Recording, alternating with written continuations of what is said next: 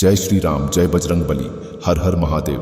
26 फरवरी 2025 को महाशिवरात्रि का परम पावन पर्व आ रहा है। इस दिन भगवान शिव और उनके अनन्य भक्त हनुमान जी की आराधना करने से भक्तों की सभी मनोकामनाएं पूर्ण होती हैं।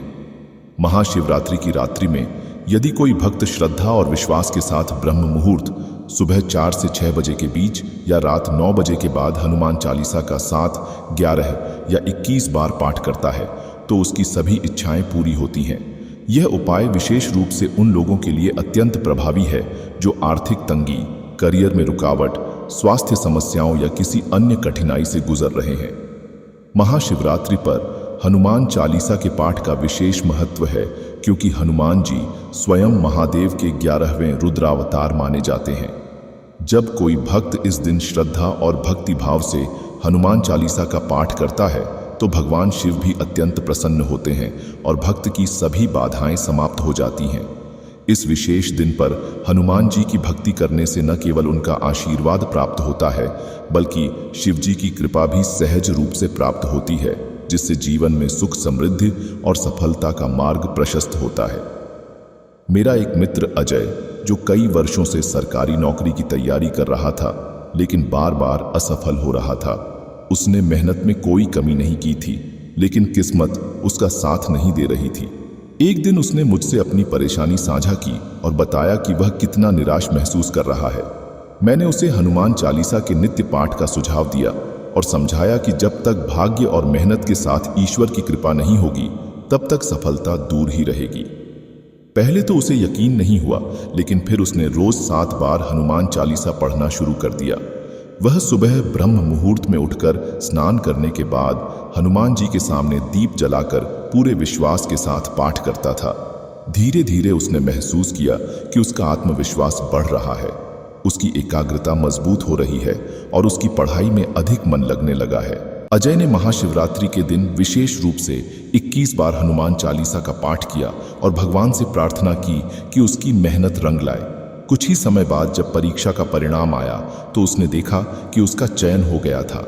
वह दौड़ता हुआ मेरे पास आया और खुशी से झूमते हुए बोला कि सच में चमत्कार हो गया, हनुमान जी की कृपा से उसकी सरकारी नौकरी लग गई।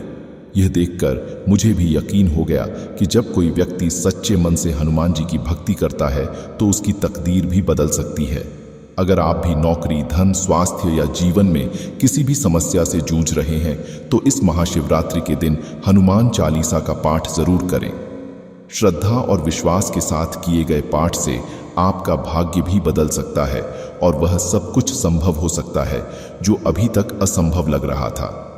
जो सच्चे मन से इस उपाय को अपनाएगा उसकी सभी मनोकामनाएं निश्चित रूप से पूरी होंगी।